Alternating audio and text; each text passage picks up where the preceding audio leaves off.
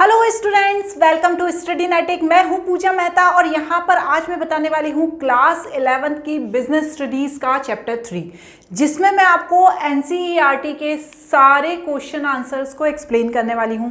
इसके जो कॉन्सेप्ट हैं उनको मैं ऑलरेडी एक्सप्लेन कर चुकी हूं। यदि नहीं देखे हैं तो प्लेलिस्ट में चले जाना और वहां पर देख लेना। सभी कॉन्सेप्ट मैंने बहुत अच्छे से समझाए हुए हैं।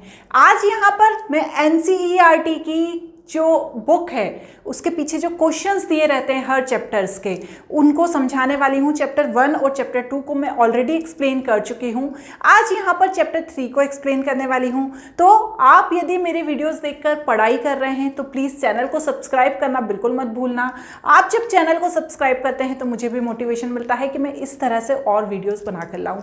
तो बिना देरी किए स्टार्ट करते हैं किस चीज़ को। चैप्टर 3 को नाम है public, private and global enterprises. तो स्टार्ट करते हैं। देखिए क्या दिया है। फर्स्ट क्वेश्चन जो है वो शॉर्ट आंसर्स क्वेश्चन है, मतलब इसमें हमें 2 मार्क्स के भी क्वेश्चन पूछ सकते हैं और साथ ही साथ 3 मार्क्स के, 1 मार्क्स के, या आपको एमसीक्यू बेस्ड भी क्वेश्चन पूछ सकते हैं। तो यहाँ पर आपको क्या बताना है पहले क्वेश्चन में, explain the concept of public sector and private sector. तो यहाँ पर आपको कॉन्सेप्ट बताने हैं पब्लिक सेक्टर के एंड प्राइवेट सेक्टर के। यदि 1 मार्क्स का या 2 मार्क्स का क्वेश्चन है तो आप थोड़ा सा छोटे में समझा सकते हैं, यदि बड़ा क्वेश्चन है तो थोड़ा डिटेल में बताइएगा। तो public sector organisation are owned controlled and the managed by the government और अदर स्टेट रन एंटिटी। मतलब जो पब्लिक सेक्टर में जो काम होता है वो किसके द्वारा रन किया जाता है, वो गवर्नमेंट के द्वारा रन किया जाता है या स्टेट रन एंटिटी या स्टेट गवर्नमेंट के द्वारा रन किया जाता है। जो गवर्नमेंट कंपनीज होती हैं या गवर्नमेंट ऑर्गेनाइजेशंस होती हैं वो हमेशा पब्लिक के लिए गवर्नमेंट के द्वारा रन की जाती हैं। सेकेंड होता है private sector organisation is owned controlled and managed by the individual, group और बिजनेस स्ट्रेटी। जब भी कोई अकेला व्यक्ति मिलकर अपना प्राइवेट कोई वर्क चालू करता है तो उसे क्या कहते हैं, प्राइवेट सेक्टर ऑर्गेनाइजेशन कहते हैं। जब कोई एक व्यक्ति हो या 2 व्यक्ति मिलकर, लेकिन इंडिविजुअल, गवर्नमेंट का उसमें कोई रोल नहीं है, वो काम स्टार्ट करेगा और उस पर कंट्रोल करेगा, तो वो क्या कहलाएगी, प्राइवेट सेक्टर ऑर्गेनाइजेशन कहलाएगी। अब यहाँ पर सेकंड क्वेश्चन क्या बोल रहा है, state the various type of organisation in the private sector. कौन कौन सी ऑर्गेनाइजेशन प्राइवेट सेक्टर के अंदर आती है वो बताना है। पहली होती है सोल प्रोप्राइटर। क्या होती है सोल प्रोप्राइटर? जब कोई एक व्यक्ति मिलकर वो कोई भी बिजनेस को स्टार्ट करता है उसे क्या कहते हैं, सोल प्रोप्राइटर कहते हैं। जैसे मैंने अपना काम चालू किया तो मैं सोल प्रोप्राइटर हूँ। जॉइंट हिंदू फैमिली बिजनेस, यदि कोई ऐसा बिजनेस जो हमारी फैमिली के द्वारा किया जा रहा है और उसी फैमिली में हम पैदा हो गए, तो हम जैसे ही बॉर्न होते हैं तब से ही हम उस फैमिली बिजनेस के मेंबर बन जाते हैं। हमें ना ही कोई लीगल काम करना पड़ता है, ना ही कहीं सिग्नेचर करके अथॉरिटी लेनी पड़ती है वहाँ काम करने की। आप जैसे ही उस परिवार में पैदा हो गए आप उस फैमिली बिजनेस के हिस्सेदार बन जाते हैं। तो वो क्या कहलाती है, जॉइंट हिंदू फैमिली बिजनेस। इसको यदि डिटेल में देखना है तो मेरे कॉन्सेप्चुअल वीडियो में चले जाना। अब नेक्स्ट है पार्टनरशिप। जब 2 या 2 से ज़्यादा लोग मिलकर पार्टनरशिप में कोई काम चालू करते हैं तो उसे पार्टनरशिप फर्म कहा जाता है। यहाँ पर आपको 18 ईयर से ऊपर का होना ज़रूरी होता है। यदि आप 18 ईयर से कम के हैं तो सिर्फ आप प्रॉफिट ले सकते हैं लॉस में, या आपको कैपिटल इसमें कंट्रीब्यूट करने की नीड नहीं है। बट माइनर को यहाँ पर हिस्सेदार अधिकतर नहीं बनाया जाता है, कुछ विशेष स्थितियों में ही उन्हें हिस्सेदार बनाया जाता है। नेक्स्ट होता है कोऑपरेटिव सोसाइटीज़। कोऑपरेटिव सोसाइटीज़ क्या होती हैं, ऐसी सोसाइटी जो लोगों के भले के लिए काम कर रही है, ठीक है ना। जैसे आपने बहुत सारे एनजीओज देखे होंगे जो लोगों के अच्छे के लिए काम करती है, या बहुत सारे लोग ऐसे होते हैं जो लोगों को एजुकेशन प्रोवाइड करने के लिए काम करते हैं। तो वो सारी सोसाइटीज़ कोऑपरेटिव सोसाइटीज़ होती हैं। जो इसके मेंबर्स होते हैं वो कोऑपरेटिव सोसाइटी को रन करते हैं। कोऑपरेटिव सोसाइटीज़ कभी बंद नहीं होती, चाहे मेंबर चेंज भी हो जाएं तो भी ये सोसाइटीज़ बंद नहीं होती। नेक्स्ट है जॉइंट स्टॉक कंपनी। इसमें 2 कंपनीज मिलकर काम करती हैं। या तो हो सकता है किसी पर्टिकुलर प्रोजेक्ट को पूरा करने के लिए वो काम करे, या हो सकता है वो आगे लॉन्ग टर्म के लिए काम करे, लेकिन यहाँ पर 2 कंपनी जब मिलकर काम करती है उसे जॉइंट स्टॉक कंपनी कहा जाता है। क्लियर हो गई बात। अब नेक्स्ट क्या है इसमें देखते हैं। What is the different kind of the organisation come under the public sector. तो देखो यहाँ पर 3 तरह की ऑर्गेनाइजेशन आती हैं। ये सिर्फ शॉर्ट आंसर टाइप है, इसलिए मैंने सिर्फ इनके नाम लिखे हैं। यदि ये लॉन्ग में आ जाते हैं तो आपको पूरा डिटेल में इन्हें बताना होगा। पहला होता है डिपार्टमेंटल अंडरटेकिंग। डिपार्टमेंटल अंडरटेकिंग जो होता है ना, सबसे पुराना और ट्रेडिशनल फॉर्म है। डिपार्टमेंटल अंडरटेकिंग के अंदर जो गवर्नमेंट होती है वो क्या करती है, जो चीज़ें हैं उनको रन करती है। जैसे रेलवेज हुई, जैसे कोई भी कमर्शियल एक्टिविटीज़ हुई, कोई इंडस्ट्रीज़ हुई, वो सब किसके में आती है, किसके अंडर आती है, वो गवर्नमेंट के अंदर आती है। तो पूरा इसे आप डिटेल में लिख कर आएंगे। यदि इसको आप बहुत अच्छे से डिटेल में समझना चाहते हैं तो कॉन्सेप्ट वाला वीडियो देख लेना। नेक्स्ट है स्टैट्यूटरी कॉर्पोरेशन। देखो, इसको चलाने के लिए एक गवर्नमेंट द्वारा एक स्पेशल एक्ट लागू किया जाता है और उस एक्ट में सभी रूल्स और रेगुलेशन लिखे होते हैं कि आपको इस तरीके से अपनी फर्म को या अपनी कंपनी को चलाना है। तो यहाँ पर पार्लियामेंट से रिलेटेड ये रहती है, पूरा लेजिस्लेचर द्वारा इसको अप्रूव किया जाता है। ये जो इसका सबसे अच्छा एग्जाम्पल है वो है जैसे food corporation of India, Indian petroleum, reserve bank of India, ये सभी स्टैट्यूटरी कॉर्पोरेशन के एग्जाम्पल हैं। नेक्स्ट है गवर्नमेंट कंपनी। वो कंपनीज गवर्नमेंट कंपनी कहलाती है जिसके 51% शेयर गवर्नमेंट के पास होते हैं। जैसे इंडियन ऑयल पेट्रोलियम हो गया, आपका भारत पेट्रोलियम हो गया, आपका एयर इंडिया हो गया, इसके 51% शेयर किसके पास होते हैं, गवर्नमेंट के पास होते हैं। तो इसको पूरा डिटेल में आप अच्छे से समझ लेना। जो हमारा मेन कॉन्सेप्चुअल वीडियो है उसको एक बार देख लेना। List of the name of some enterprises under the public sector and classify them. तो देखो यहाँ पर जो है इंडियन रेलवे है वो डिपार्टमेंटल अंडरटेकिंग है। तमिलनाडु पुलिस डिपार्टमेंट है वो भी डिपार्टमेंटल अंडरटेकिंग है। फूड कॉर्पोरेशन ऑफ इंडिया है वो पब्लिक कॉर्पोरेशन है। टूरिज्म कॉर्पोरेशन ऑफ इंडिया है वो भी पब्लिक कॉर्पोरेशन है। कोल इंडिया लिमिटेड गवर्नमेंट कंपनी है। Steel authority of India government company है। आप गूगल पर भी इसे आराम से सर्च कर सकते हैं और वहां से सर्च करके इसके नाम लिख सकते हैं। ठीक है, नेक्स्ट क्या है, why is the government company form of the organisation prefer to the other type of the public sector. देखो यहाँ पर ये पूछ रहे हैं कि जो पब्लिक सेक्टर में है या जो पब्लिक के लोग हैं वो गवर्नमेंट कंपनी को ही क्यों प्रेफर करते हैं और दूसरी टाइप की कंपनी को प्रेफर क्यों नहीं करते। तो इसका आप सीधा सा सॉल्यूशन ये लिख सकते हैं कि जो गवर्नमेंट कंपनी होती है उस पर लोगों का फेथ रहता है, उनकी फाइनेंशियल पोजीशन और ऑटोनॉमी भी अच्छी होती है, इसीलिए लोग जो होते हैं गवर्नमेंट कंपनीज पे ज़्यादा भरोसा करते हैं। आप देखिए लोग गवर्नमेंट जॉब के लिए भी ज़्यादा कोशिशरत रहते हैं कि कोशिश करें कि हमारी गवर्नमेंट जॉब लग जाए। तो यहाँ पर वही बताया गया है। How does the government maintain the religion balance in the country. The government maintain religion balance of the country to paying particular attention of those religion which are the lagging behind the public sector industry were deliberately setup. This help to the creating employment opportunity. देखो वो लोग जो अच्छे तरीके से सक्षम नहीं हैं, ठीक है ना, ऐसे लोग जो अच्छे तरीके से पढ़ाई नहीं कर पाते हैं तो उनके लिए क्या करती है ना गवर्नमेंट रिजर्व सीट्स रखती है कि भैया आपके कारण किसी भी कारण से यदि आप अच्छी पढ़ाई नहीं कर पाए हैं फिर भी आपकी उतनी ही पढ़ाई में आपको अच्छी नौकरी मिल जाएगी। इस तरह से वो उन लोगों की हेल्प करती है।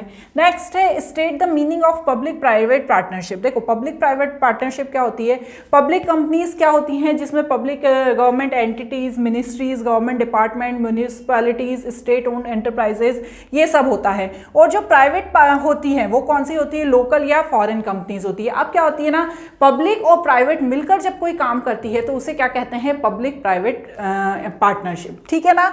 अब इसमें नेक्स्ट क्या क्वेश्चन है, लॉन्ग आंसर्स वाले क्वेश्चन है। तो देखो describe the industry policy 1991 toward the public sector. अब एक इंडस्ट्रियल पॉलिसी आई 1991 जिसने लिबरलाइजेशन को जोर दिया। लिबरलाइजेशन का मतलब होता है कि जो गवर्नमेंट है वो बहुत ही ज़्यादा बिजनेसेस पर कंट्रोल कर रही है। तो अब यहाँ पर पब्लिक सेक्टर में या प्राइवेट सेक्टर में गवर्नमेंट की कंट्रोल को ख़त्म करना और लिबरलाइजेशन को आगे बढ़ाना है की बात की गई है इंडस्ट्रियल पॉलिसी 1991 में। The key feature of policy toward the public, reduction of the reserve area. अब देखो क्या होता है, बहुत सारा एरिया रिजर्व हो जाता है, उन लोगों के लिए होता है जिनने अच्छी से एजुकेशन नहीं ली है या जिनकी कंप्लीट एजुकेशन नहीं है फिर भी उनको अच्छी पोस्ट की नौकरी मिल जाती है। तो यहाँ पर जब 1991 पॉलिसी आई तो इन्होंने बोला कि भैया जो लोग एजुकेटेड हैं उनको जॉब प्रोवाइड की जानी चाहिए। तो उन्होंने रिजर्व एरिया को कम करने की बात कही। पहले जो पब्लिक सेक्टर में 17 लोगों को नौकरी दी जाती थी उसे कम करके 8 कर दिया। नेक्स्ट क्या है, disinvestment. This policy introduce the programme of disinvestment public sector enterprises that involves selling share to the public sector enterprises, public and private, and reduce the fiscal burden of the government and improve efficiency। इन्होंने क्या बोला कि जो government कोई भी business चलाएगी तो वो पब्लिक और प्राइवेट दोनों सेक्टर में उसके शेयर डिस्ट्रीब्यूट होंगे ताकि जो फालतू का बर्डन है वो कम किया जा सके, ठीक है ना। परफॉर्मेंस इंप्रूवमेंट, यहाँ पर जब कोई बिजनेस चलता है, ठीक है ना, तो उसकी परफॉर्मेंस पे भी बहुत ध्यान दिया जाता है। क्या होता था जब गवर्नमेंट काम करती थी तो इन चीज़ों को ध्यान नहीं देती थी, अब autonomy, accountability and professional management को भी ध्यान दिया जाने लगा इस पॉलिसी के बाद से। सिक पब्लिक सेक्टर, ऐसे सेक्टर्स जो सिक हैं उन्हें ख़त्म कर दिया जाए, उन्हें बंद कर दिया जाए या उनका रिकन्स्ट्रक्शन किया जाए। जो गवर्नमेंट द्वारा बनाए जा रहे हैं पर यूजफुल नहीं है तो उन्हें क्या कर दिया जाए, बंद कर दिया जाए, इसमें ये बात कही गई है। ग्रेटर प्राइवेट सेक्टर पार्टिसिपेशन, देखो क्या होता है ना, प्राइवेट सेक्टर को लोग बहुत कम आंकते हैं पर ऐसा नहीं है, प्राइवेट सेक्टर में भी बहुत हार्ड वर्किंग लोग होते हैं और उन्हें भी पार्टिसिपेट करने का मौका दिया जाना चाहिए, वही इस पॉलिसी में बताया गया। फोकस ऑन कोर एरिया, ऐसे एरियाज जो बिल्कुल डेवलप नहीं है, ठीक है ना, वहाँ के लिए प्राइवेट स्ट्रेटेजी बनाई जाए, हाईटेक उन्हें किया जाए, इसेंशियल इंफ्रास्ट्रक्चर एरियाज को प्रोवाइड किए जाए, ये सब चीज़ों पे जोर दिया गया। नेक्स्ट क्या है, हाँ ओवरऑल ये बताया गया कि industrial policy 1991 mark the shift of the heavily regulated and state control industries framework to the more liberalise, मतलब बहुत ज़्यादा जिस पर कंट्रोल है गवर्नमेंट का या स्टेट गवर्नमेंट का उसको क्या किया जाए, लिबरलाइज किया जाए, उनके ऊपर जो गवर्नमेंट का कंट्रोल है उसे कम किया जाए और उन्हें और लोगों की हेल्प के लिए तैयार किया जाए, यही चीज़ बताई गई है। What was the role of public sector before 1991, ये तो 1991 के बाद की बात पूछी गई थी। अब 1991 के पहले क्या होता था वो पूछा गया है। Before 1991 the public sector of India played the dominant role for the economy reflecting the country socialist and inspired economy policy. तो यहाँ पर कुछ एस्पेक्ट बताए गए हैं जो बहुत ही अच्छे थे जब इंडस्ट्रियल पॉलिसी 1991 नहीं आई थी उससे पहले, ठीक है ना, उसके की फैक्टर बताने हैं। तो इकोनॉमिक डेवलपमेंट, देखो जब ये पॉलिसी नहीं थी, कौन सी, इंडस्ट्रियल पॉलिसी 1991, वहाँ पर उससे पहले क्या होता था, गवर्नमेंट का बहुत ज़्यादा कंट्रोल होता था, तो गवर्नमेंट का कंट्रोल होता था तो वो इकोनॉमिक डेवलपमेंट के लिए भी अच्छा होता था। तो यहाँ पर क्या करती थी, जो कंपनीज के लिए वो क्या करती थी, गवर्नमेंट उसके इंफ्रास्ट्रक्चर को बनाने में हेल्प करती थी, प्रमोट करती थी इंडस्ट्रियलाइजेशन को, इंश्योर करती थी इक्विलिटी और डिस्ट्रीब्यूशन ऑफ रिसोर्सेज, मतलब सभी लोगों को बराबर मिला जाए ये बताती थी। यहाँ पर 1991 के बाद क्या हुआ, जो लिबरलाइजेशन है उसको बढ़ावा दिया गया, मतलब जो लोग पढ़े लिखे हैं उनको नौकरी दी जाए, जो लोग कम पढ़े लिखे हैं उनको सीटें ना प्रोवाइड की जाए और प्राइवेट सेक्टर को भी ऐड किया जाए, ये सारी बातें बताई गई। कब, इंडस्ट्रियल पॉलिसी 1991 में, इसके बाद उसे लागू किया गया। लेकिन उससे पहले गवर्नमेंट क्या करती थी उसके बारे में यहाँ पर बताया गया है।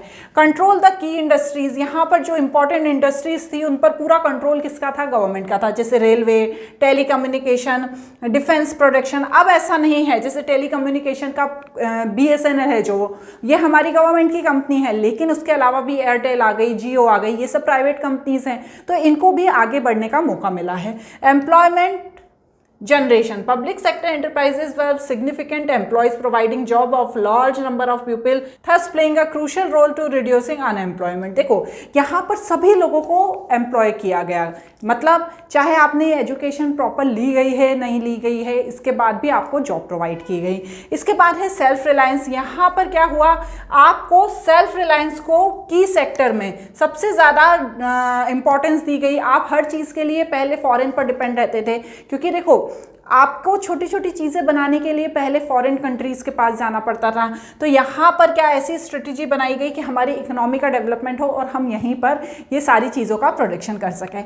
नेक्स्ट क्या है, नेक्स्ट है बैलेंस रीजनल डेवलपमेंट। यहाँ पर जो रीजनल डेवलपमेंट है वो सभी जगह इक्वल हो, ऐसा नहीं है कि एक कास्ट को ज़्यादा प्रमोट किया जा रहा है, दूसरी कास्ट को कम प्रमोट किया जा रहा है। रीजनल डेवलपमेंट की भी यहाँ पर बात की गई है। क्लियर हो गया। अब देखो और क्या है, रिवेन्यू जनरेशन, अच्छे से रिवेन्यू जनरेशन हो, dividend, taxes and other financial contribution की भी बात की गई है। देखो बच्चों, जब आप आंसर लिखते हो ना तो सिर्फ और सिर्फ पॉइंट को अच्छे से पढ़ लिया करो, अंदर के कॉन्सेप्ट को बस समझ लिया करो। इसके बाद अंदर यदि आपने कॉन्सेप्ट समझा है तो आप उसे अच्छे से एक्सप्लेन कर सकते हो। ऐसा नहीं है आपने रिवेन्यू जनरेशन रट के चले गए लेकिन आपको पता ही नहीं कि रिवेन्यू जनरेशन होता क्या है और आप वहाँ पर कुछ भी लिख कर आ गए। आपका टीचर यदि लेजी होगा तो वो पढ़ेगा नहीं, लेकिन यदि वो अच्छा होगा तो वो ज़रूर उसके अंदर के पॉइंट को पढ़ेगा। और आपने यदि गलत लिखा है तो आपके मार्क्स काट लेगा, इसलिए उसे अच्छे से पढ़ के जाना।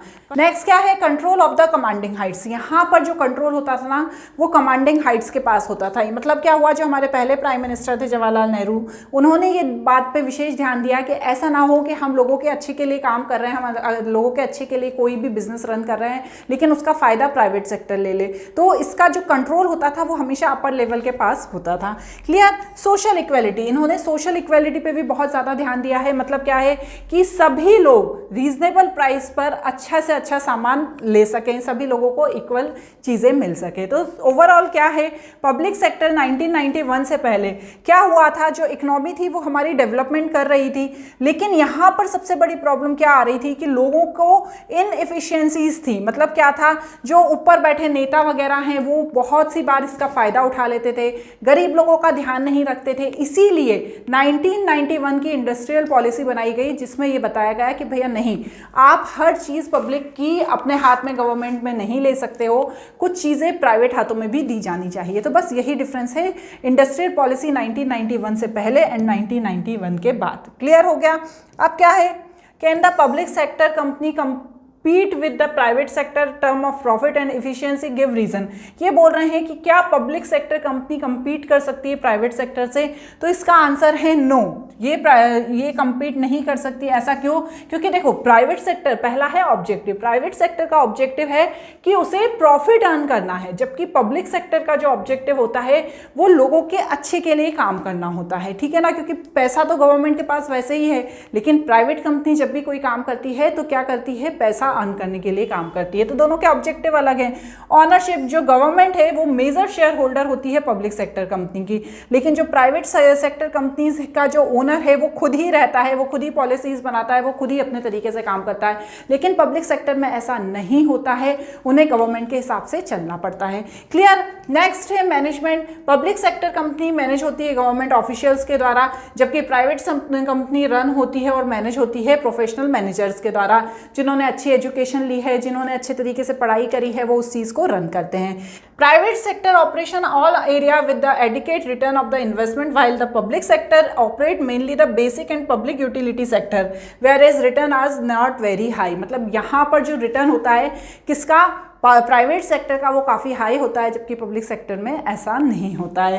क्लियर। और लास्ट क्या है, autonomy. The working public sector enterprises subject of interference of government where is the private sector enjoy the freedom of operation. वो अपने हिसाब से काम कर सकती है, उसे किसी के अंडर काम करने की ज़रूरत नहीं होती है। तो आपको तो वैसे ही पता है कि पब्लिक सेक्टर और प्राइवेट सेक्टर का मेन डिफरेंस ये है कि जो पब्लिक सेक्टर है उस पर पूरा गवर्नमेंट का कंट्रोल रहता है, और जो प्राइवेट सेक्टर है वो जिसने रन किया है, ओनर है जो उसका कंट्रोल रहता है, तो वो अपने हिसाब से काम करता है। Why are the global enterprises considered the superior to the other being business? ठीक है ना, business organization. Global enterprises may define the company that has been business operate the several country having a factories।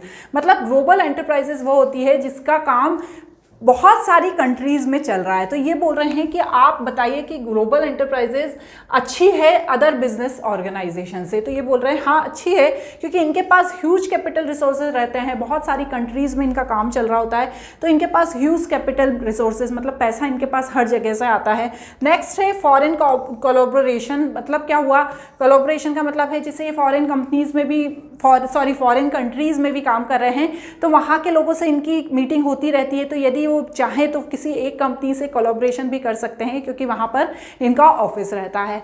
Next क्या है, advance technology. इनके पास technology भी बहुत ज़्यादा होती है, क्योंकि ये ज़्यादा लोगों से मिलते हैं, पूरी दुनिया में इनका कारोबार रहता है, तो इनकी टेक्नोलॉजी भी बहुत एडवांस होती है। Product innovation. अपने प्रोडक्ट में बहुत ज़्यादा इनोवेशन कर सकते हैं, अच्छी क्वालिटी बना सकते हैं। क्यों? क्योंकि ये सभी जगह इनके ऑफिसेज रहते हैं, तो इनको पता रहता है कि कैसे क्वालिटी को अप करना है। नेक्स्ट क्या है, मार्केटिंग स्ट्रेटेजी। इनकी मार्केटिंग स्ट्रेटेजी बहुत हाई होती है। आप देखना जिनकी ग्लोबल एंटरप्राइजेस है वो उनकी जो सोचने की कैपेबिलिटी होती है वो भी बहुत ज़्यादा होती है। वो जो मार्केटिंग करते हैं वो भी बहुत ज़्यादा होती है। नेक्स्ट है एक्सपेंशन ऑफ मार्केट टेरिटरी। अब ये जितना इनका बिजनेस चल रहा है उससे ज़्यादा उसका एक्सपेंशन कर सकते हैं। यदि 4 कंट्रीज़ में बिजनेस है तो उसे वो 8 कंट्रीज़ में पहुंचा सकते हैं, क्योंकि इन्हें बहुत सारे मौके प्रोवाइड होते हैं। नेक्स्ट है सेंट्रलाइज कंट्रोल। इनका जो कंट्रोल होता है वो सेंट्रलाइज होता है। ऐसा नहीं है कि अपने मन के मुताबिक काम करे। जहाँ पर इनका जो मेन ऑफिस है वहाँ पर से इनका कंट्रोल होता है। जैसे इंडिया की कोई कंपनी है जो ग्लोबली वर्क कर रही है, लेकिन जो कंट्रोल है उसका वो इंडिया में ही रहेगा, तो इसका भी इसे फायदा मिलता है। तो बस यही चीज़ इसमें बताई गई है। What are the benefit to entering into joint venture and the public private partnership. अब यहाँ पर जॉइंट वेंचर के और उसके पब्लिक प्राइवेट पार्टनरशिप के फायदे पूछे गए हैं। तो जब 2 या 2 से इंडिपेंडेंट फर्म मिलकर एक नई फर्म बनती है और अपनी कैपिटल, टेक्नोलॉजी और एक्सपर्टाइज को मिलाती है तो वो क्या कहलाती है, जॉइंट वेंचर। 2 कंपनी है, दोनों की एक्सपर्टाइज अलग हैं, दोनों के पास रिसोर्सेज अलग हैं, दोनों की कैपिटल अलग है, लेकिन जब वो मिलकर काम करेगी तो वो बहुत अच्छा कर सकती है, तो उसे ही जॉइंट वेंचर कहते हैं। अब तो इनकी पार्टनरशिप खत्म हो गई, वरना पहले थी हीरो और होंडा। आपने सुना होगा hero cycle of India and Honda Motors company, इन्होंने मिलकर हीरो होंडा की अपनी अलग एक बाइक या कार निकाली थी, लेकिन अब वो बंद हो गई, उनकी पार्टनरशिप टूट गई। वैसे ही मारुति सुजुकी का दिया गया है, जो वो भी अब खत्म हो चुकी है, बट जब ये मिलकर काम कर रही थी इन्होंने काफ़ी प्रॉफिट अर्न किया था। नेक्स्ट इनके बेनिफिट हैं इंक्रीज रिसोर्सेज एंड कैपेसिटी। यहाँ पर इनके पास रिसोर्सेज ज़्यादा होती है और कैपेसिटी ज़्यादा होती है। Access to new market and distribution network, यहाँ पर इनका मार्केट भी नए मार्केट में आसानी से एंटर कर सकती हैं। एक्सेस टू टेक्नोलॉजी, एक दूसरे के साथ मिलकर ये टेक्नोलॉजी का यूज़ कर सकती हैं। इनोवेशन, नए नए इनोवेशन कर सकती हैं। लो कॉस्ट प्रोडक्शन, क्योंकि इनकी कैपिटल के इनके रिसोर्सेज बहुत ज़्यादा हो जाते हैं तो लो कॉस्ट प्रोडक्शन भी होता है। एस्टेब्लिश ऑफ ब्रांड नेम, अपने ब्रांड का एक नाम देती हैं ये कि देखो हीरो होंडा थी, जब इसका बहुत नाम था, जब ये दोनों अलग हो गई तो उस नाम में थोड़ी सी कमी आ गई है, तो वही चीज़ बताई गई है। अब ऐसा होता है पब्लिक प्राइवेट पार्टनरशिप, जो मैंने अभी आपको समझाया, जब पब्लिक कंपनी और प्राइवेट कंपनी मिलकर कोई काम करती है तो उसे पब्लिक प्राइवेट पार्टनरशिप कहते हैं। इसके क्या हैं, इसके कुछ फीचर्स भी हैं। यहाँ पर पब्लिक एंड प्राइवेट सेक्टर आपस में पार्टनरशिप करते हैं। इनके हाई प्रायोरिटी प्रोजेक्ट होते हैं। बिग प्रोजेक्ट के लिए ये बहुत ज़्यादा अच्छी होती है। वेलफेयर के लिए काम करती है, जैसे दिल्ली मेट्रो रेलवे कॉरपोरेशन, ये पब्लिक प्राइवेट पार्टनरशिप का एक बहुत अच्छा एग्जांपल है। मतलब ये है तो पब्लिक कॉरपोरेशन, लेकिन प्राइवेट ने भी मिलकर इसके साथ काम किया है। शेयरिंग रेवेन्यू भी ये आपस में अच्छे से शेयर कर लेते हैं। तो आई होप आपको आज मैंने क्वेश्चन आंसर अच्छे से एक्सप्लेन कर लिए होंगे। यदि आप इस चैप्टर का पूरा कॉन्सेप्चुअल वीडियो चाहते हैं तो आप मेरी प्लेलिस्ट में चले जाना, वहां पर मिल जाएगा। साथ ही साथ यदि आप इसके नोट्स चाहते हैं तो मेरे ऐप को ज़रूर डाउनलोड कर लेना।